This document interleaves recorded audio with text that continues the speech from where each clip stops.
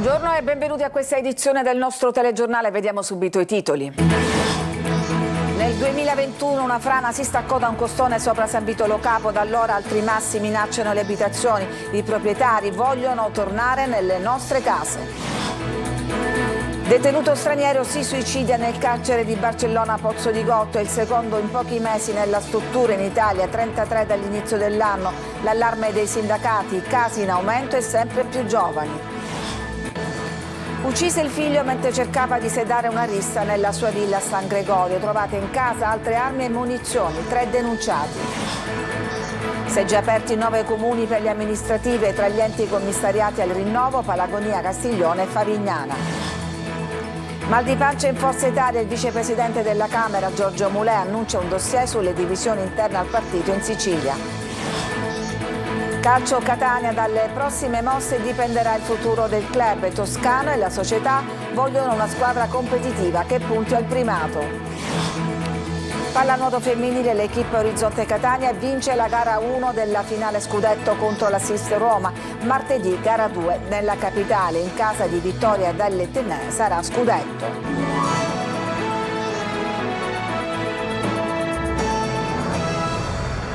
Nel 2021 una frana si staccò da un costone sopra San Vito Lo Capo, da allora altri massi minacciano le abitazioni impedendo ai proprietari di rientrare nelle loro case. Sentiamo Laura Spanò. Dopo 5 anni per la frana del costone roccioso di Montemonaco a San Vito Lo Capo, nulla è stato fatto e i proprietari delle 3 abitazioni colpite dai massi ancora non possono fare rientro a casa, e questo malgrado le rassicurazioni dell'attuale sindaco Francesco La Sala che la vicenda sarebbe presto stata risolta. Ora i proprietari sono stanchi per l'inerzia dell'amministrazione, come sottolinea Rosa Cusenza. Allora portiamo addosso un peso ancora più pesante, quello dell'inadempienza delle autorità competenti. 5 anni di attesa senza poter far ritorno alle nostre case. 5 anni in cui la strada interessata alle frane è rimasta aperta alla circolazione dei veicoli. 5 anni di contraddizioni e 5 anni di tutto tace. Noi pretendiamo che sia salvaguardata l'incolumità dei civili e pretendiamo di esercitare il sacrosanto diritto di stare nelle nostre abitazioni. La notte del 21 novembre 2021 in contrada Sauci per poco non si consumò una tragedia. Diversi blocchi di roccia si staccarono dal costone sovrastante finendo nel giardino di 2 delle 3 abitazioni e devastarono la terza, massi che mai sono stati tolti. Oltre ai danni materiali, la frana ha sollevato gravi preoccupazioni per la sicurezza pubblica. Più di un masso era finito sulla provinciale SP63, unica arteria che collega San Vito alla riserva dello Zingaro, con un flusso continuo di turisti e residenti, strada che non è mai stata chiusa né messa in sicurezza, nonostante il rischio concreto che altri blocchi di roccia possano staccarsi e cadere sulla careggiata. Ancora un suicidio in carcere è accaduto a Barcellona Pozzo di Gotto nel Messinese. L'allarme del sindacato, casi in aumento e sempre più giovani. Un giovane straniero detenuto nel carcere di Barcellona Pozzo di Gotto si è suicidato nella notte di venerdì scorso. È il secondo suicidio dopo quello del 20 marzo scorso, il 33esimo negli istituti penitenziari dall'inizio dell'anno, con 106 morti complessive, di cui 73 per altre cause. Un fenomeno che preoccupa e che viene denunciato da tempo sia da parte dei sindacati di polizia che delle associazioni che si occupano dei detenuti nelle carceri italiane. A riferire del nuovo episodio è stato Aldo Di Giacomo, segretario generale del Sindacato di Polizia Penitenziaria, che sottolinea come sia in crescita il numero di suicidi di extracomunitari e come si abbassi l'età dei detenuti che si tolgono la vita. Tutti elementi che richiedono un piano di supporto psicologico con la presenza nelle carceri di psicologi, psichiatri, mediatori culturali, come di interpreti, perché la mancanza di comunicazione incide tanto. Gli agenti penitenziari, sostiene Di Giacomo, non possono sostituirsi a queste figure, già fanno tanto, come dimostrano gli oltre 60 interventi effettuati sinora che hanno salvato in extremis detenuti che hanno tentato il suicidio. Il sindacato ha proposto l'apertura di uno sportello di aiuto psicologico in ogni struttura e la promozione di attività sociali e lavorative, oltre a corsi di formazione di lingua per gli extracomunitari. Sono ricoverati in gravi condizioni un uomo di 49 anni e il figlio di 13 di Sciacca, rimasti feriti ieri nell'incidente sulla statale 115 che ha visto coinvolte 4 vetture, tra cui quella dell'arcivescovo di Agrigento Alessandro Damiano. Il prelato ha riportato le costole incrinate. Il tredicenne è stato trasportato in elisoccorso all'ospedale di Cristina di Palermo, il padre al trauma center dell'ospedale Villa Sofia. A San Gregorio di Catania, nuovi controlli sulle armi dopo l'omicidio di Carlo Laverde, il giovane ucciso dal padre con un colpo di pistola mentre tentava di sedare una rissa nella villa. 3 familiari denunciati. Emanuela Corsi. Proseguono le indagini a San Gregorio di Catania, dove quasi un mese fa si è consumato il tragico omicidio di Carlo Laverde, il 23enne ucciso con un colpo di pistola sparato dal padre durante una festa. I carabinieri hanno effettuato nuovi controlli nell'abitazione di famiglia che hanno portato al rinvenimento di diverse armi regolarmente detenute da alcuni parenti del giovane deceduto. Durante l'ispezione i militari hanno scovato e sequestrato un ingente quantitativo di munizioni, oltre 1500 cartucce di vario calibro, delle quali invece non era mai stata presentata denuncia di detenzione. 3 familiari del giovane sono stati denunciati. Si tratta di una pensionata di 83 anni, di una donna di 58 e di un cinquantenne, tutti indagati per aver omesso di aggiornare le autorità circa la variazione del luogo di detenzione delle armi e per detenzione abusiva di munizionamento. La comunità locale è ancora scossa per il tragico omicidio avvenuto nella notte del 28 aprile durante una festa di compleanno in una villa familiare adibita a location di eventi privati, nel corso della quale era scoppiata una lite. Nel tentativo di riportare la calma, il padre del giovane, Natale Loverde, in carcere per l'omicidio del figlio, avrebbe inizialmente cercato di placare gli animi e poi avrebbe estratto una pistola esplodendo alcuni colpi a scopo intimidatorio. Il figlio Carlo, che era all'interno della sala, sarebbe intervenuto assieme ad altri per bloccare il padre, ma nella confusione sarebbero partiti altri colpi. Uno ha centrato all'addome il ragazzo, uccidendolo, mentre l'altro ha colpito il tallone dell'amico della vittima. Un calesse in corsa è andato a sbattere violentemente su un palo dell'insegna stradale sulla circonvallazione di Catania di fronte alla fontana del Tondo Gioeni. È successo stamattina prima delle 7. Pare che il cavallo si sia rotto una zampa. Durante i rilievi della Polizia Municipale e dei Vigili del Fuoco è stato chiuso il tratto di strada interessato. Domenica di elezioni, oggi per 9 comuni in Sicilia, 4 dei quali nel Catanese. Si tratta di amministrazioni commissariate. Si vota oggi e domani per il rinnovo di sindaco e consiglio comunale. Manlio Viola.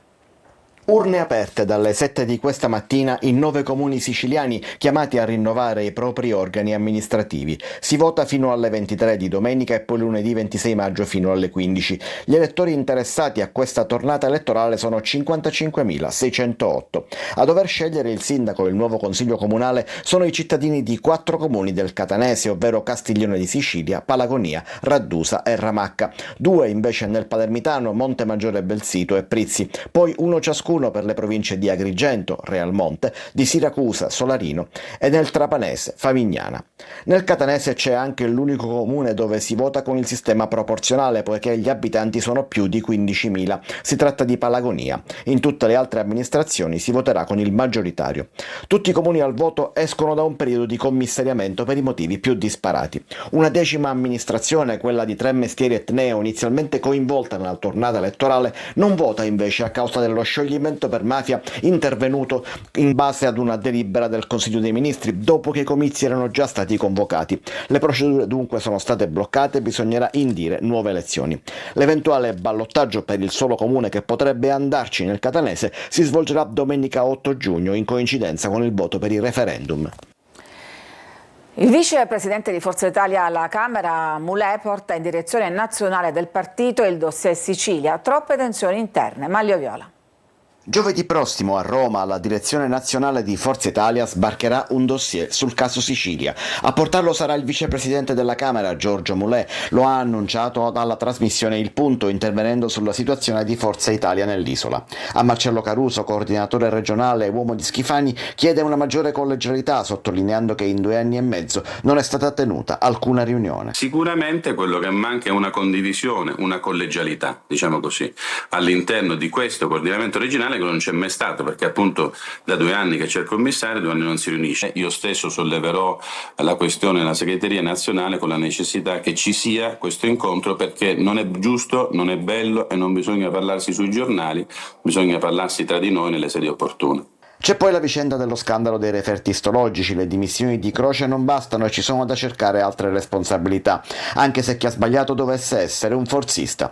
Il principio di responsabilità che deve essere sopra ogni amministratore pubblico, me compreso. Se io sbaglio, io pago, e se mi devo dimettere, mi dimetto. Dopodiché non ha importanza. Quando si parla di salute, di vita delle persone, non può entrare in campo l'appartenenza politica.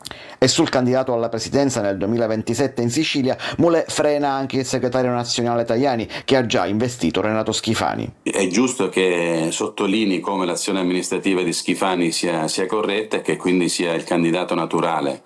Ma il 27 è il 27, cioè può essere che lo stesso Schifani a un certo punto invece cambi idea. Però ripeto, chi guarda il 27, e vedo che in giro tanti guardano il 27, fa un torto a ciò che va fatto oggi. C'è dunque un sommerso in Casa Azzurra fin qui tenuto in silenzio, ma che adesso spinge per venire a galla. Veniamo al braccio di ferro tra Nicolosi e Pelligra sull'ex Bluetech dopo la cessione del 90% della società. Orazio Longo. Lunedì un incontro con i sindacati a Palermo, martedì si potrebbe già mettere un punto fermo per il possibile avvio delle operazioni di riconversione e riqualificazione dell'area di crisi industriale di Termini Imerese. Queste le novità principali delle ultime ore nella spinosa e lunga vicenda dell'ex stabilimento Fiat Bluetech. Rimane il grande punto interrogativo sull'assetto societario dopo che l'imprenditore austro-italiano Ross Pelligra ha ceduto il 90% della società con cui si era aggiudicato il bando per il rilancio del sito industriale dal Ministero del Made in Italy, tenendo per sé solo il 10% del capitale. Ad acquisire il 70% delle azioni il gruppo Nicolosi Trasporti, l'altro 20% il CAEC, Consorzio Artigiano Edile delle Costruzioni di Comiso. Dopo quella che era stata definita da Caniglia una situazione momentanea, sembra che il gruppo Pelligra avrebbe voluto riequilibrare l'assetto societario con l'idea iniziale di portare le quote a 40% ciascuna per Pelligra e Nicolosi e 20% per CAEC. Ma dopo l'aumento di capitale operato da Nicolosi, impresa catanese di trasporti che conta 1.500 dipendenti e un fatturato da 150 milioni di euro, e l'esborso di buona parte dei 13 milioni di euro per comprare la Bluetech e pagare gli stipendi di 350 lavoratori transitati nella holding, sembra che sia saltata l'intesa fra Pelligra e Nicolosi e forse ci sarebbe anche un problema con le tempistiche. L'assessore regionale Tamaio frena gli allarmismi e fa sapere che nei prossimi giorni si confronterà con il presidente della regione che ha messo sul piatto 30 milioni di euro per l'isoppensione dei 180 lavoratori ex Bluetech e con il ministro Urso, mentre Nicolosi assicura che vi è l'interesse di diverse aziende per il progetto di rilancio del sito. Gravi carenze igieniche sono state riscontrate in una macelleria in via di Prima nel quartiere San Cristoforo a Catania. Sequestrati e distrutti oltre 200 kg di prodotti alimentari tenuti in cattivo stato di conservazione. Il titolare è stato multato per oltre 18.000 euro per diverse irregolarità amministrative, controlli e multe anche per una tratteria di Corso dei Martiri della Libertà. Dopo l'incendio che ha coinvolto un'azienda smaltimenti di rifiuti speciali a Carini, il sindaco ha deciso la chiusura di 3 scuole, Bambinopoli, Bivio Foresta ed Eurofor, che ricadono nel raggio di 2 chilometri dall'area interessata. L'ordinanza mira a ridurre il pericolo per la salute, considerando che i risultati delle analisi sulla qualità dell'aria non sono ancora pervenuti. Ci fermiamo, c'è una pausa per la pubblicità, torniamo dopo con altre notizie.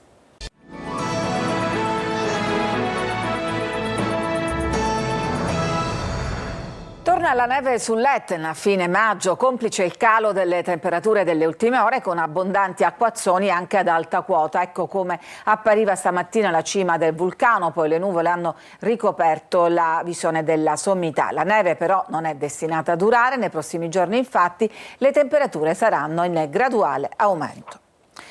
Alla scoperta di Messina giocando è il progetto Move Emuni. Sentiamo Francesco Triolo. Scoprire la città, le sue tradizioni, i suoi angoli nascosti attraverso il gioco e il divertimento. A Messina Movemuni è l'iniziativa promossa dall'associazione Crescendo con il patrocinio del comune, che ricalca il format di Pechino Express, ma in salsa messinese. Sfide, quiz, 32 partecipanti divisi in 8 squadre che si sono contese la vittoria del progetto, che ha come obiettivo quello di riscoprire il territorio cittadino attraverso percorsi dinamici tra storia, cultura e mobilità sostenibile. All'insegna della promozione del nostro territorio, della scoperta e riscoperta di luoghi che compongono la nostra città, ma al contempo anche quella che è la promozione, l'incentivo all'uso dei mezzi pubblici, quindi anche la mobilità sostenibile. E quindi quando messaggi come questi partono dai giovani non ci può fare che piacere. La sfida si è disputata in diversi punti strategici della città, raggiunti tutti, condizione obbligatoria attraverso i mezzi pubblici di ATM. L'obiettivo di questa attività è duplice, sia incentivare il turismo o comunque far vedere le bellezze della nostra città, e poi anche quello di incentivare la mobilità sostenibile, appunto, e quindi abbiamo cercato di fondere questi due obiettivi grazie poi ad un'attività che è ludica, quindi riuscire a realizzarla in questo modo. Agrigento si è trasformata in un campo d'addestramento per i più piccoli, al lavoro accanto ai vigili del fuoco con Pompieropoli. Sentiamo Davide Sardo. Caschi rossi, sorrisi accesi e tanta voglia di mettersi in gioco. Agrigento si è trasformato in un grande campo d'addestramento a cielo aperto per Pompieropoli, l'evento che ha portato nelle piazze Cavour e Giglia decine di bambini alle prese con vere simulazioni operative da vigili del fuoco. Un'iniziativa spettacolare organizzata nell'ambito del raduno regionale dei vigili del fuoco per trasmettere ai più piccoli il valore del coraggio, della prevenzione e del lavoro di squadra. Ci organizziamo ogni anno, sempre migliorando le nostre capacità e il nostro impegno che mettiamo per dare sicurezza, e i bambini acquisiscono sicurezza nella vita normale che si svolge tutti i giorni. Tra sirene, fumo simulato e percorsi a ostacoli, i giovanissimi protagonisti hanno vissuto un giorno da eroi, scoprendo da vicino il cuore pulsante del mestiere del pompiere. Un gioco, sì, ma anche una grande lezione di vita nel segno della sicurezza e della solidarietà. E siamo agli spettacoli. Dopo anni in America, Sissi Castrogiovanni, voce d'oro del jazz, torna in Sicilia con Blu, una canzone che parla di coraggio e cambiamento. L'ha incontrata Eva Spampinato. E tutto sembra più. Dalla Sicilia all'America e ritorno, con la musica jazz a fare da guida e da bussola. Tutto per seguire la musica, seguire i sogni. Sissi Castrogiovanni è tornata. Dopo anni di successi negli Stati Uniti, dove è docente in un prestigioso college di Boston e protagonista del panorama jazz internazionale, la cantante e compositrice catanese lancia Blu, il nuovo brano che segna una svolta nella sua carriera. Tenacia, determinazione e ancora di più incoscienza, che non guasta mai. Io sono partita con una borsa di studio all'epoca per il Berklee College of Music. Mamma e papà vado 3 mesi, sono passati 16 anni. Girato interamente in Sicilia, tra Catania e il borgo marinario di Santa Maria la Scala, il videoclip è un inno alle radici, ma anche al coraggio di cambiare. Un racconto musicale potente nato da un'esperienza personale che parla di scelte difficili, di rinascita e di libertà. Mentre ero lì ho iniziato a scrivere in siciliano, quindi ho iniziato a mischiare il jazz con il siciliano. Definita dalla critica americana la regina del Sicilian jazz, Sissi unisce nella sua musica la forza del blues, la profondità del soul, le sfumature del jazz. Adesso al contrario porto un po' di America in Italia, quindi musicalmente, se finora ho cantato in siciliano, ho mischiato col jazz, adesso portiamo un po' della cultura americana, rock, blues. Ritorno in Italia, la portiamo qui. Blu è la voce di chi ha il coraggio di guardarsi allo specchio e ripartire anche quando tutto sembra contro. Ci fermiamo, c'è una pausa e poi torniamo con la pagina sportiva.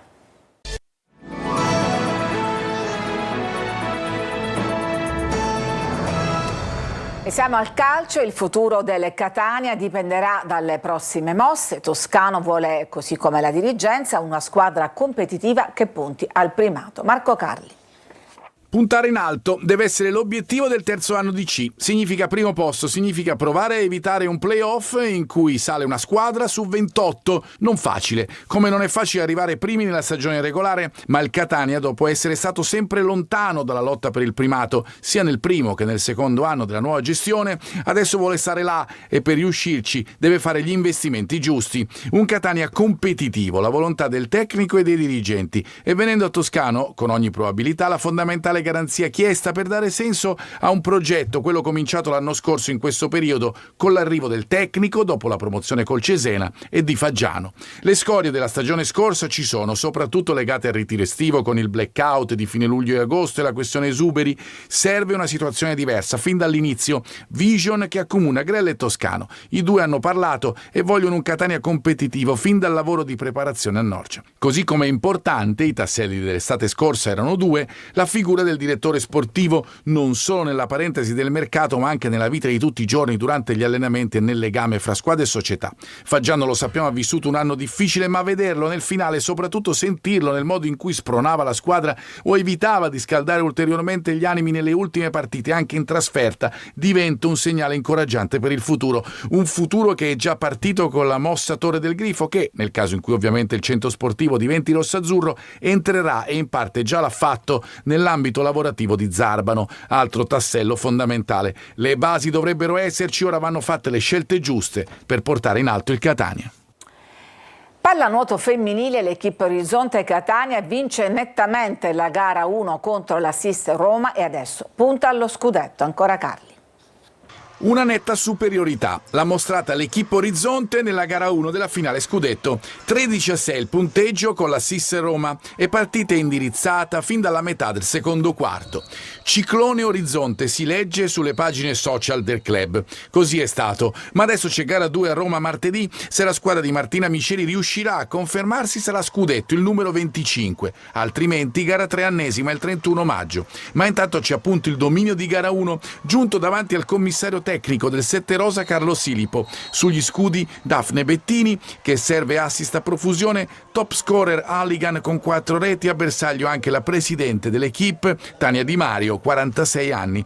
All'avvio di marca giallo-rossa con il gol dell'1-0 firmato da Cocchiere risponde su rigore Bronte Halligan, l'australiana che sarà protagonista nella fase cruciale del match. Dopo l'allungo prima del riposo arriva ad inizio terzo quarto lo strappo definitivo proprio con 2 gol di Halligan, con un tiro deviato per la rete dell'8-4 e con un lungolinea perfetto che qualche secondo dopo vale il +5 per le etnee e apre ulteriormente la strada ad una vittoria netta contro le capitoline che avevano sconfitto le etnee a febbraio nella finale di Coppa Italia. Halligan ed Andrews sugli scudi come leone, ma è tutta la squadra a volare e a diventare sportivamente feroce quando serve, com'è nelle caratteristiche storiche di un club titolatissimo che adesso ha la possibilità di arricchire ulteriormente il suo palmarès. Ed è tutto per questa edizione, grazie per averci seguito, vi auguro una buona domenica.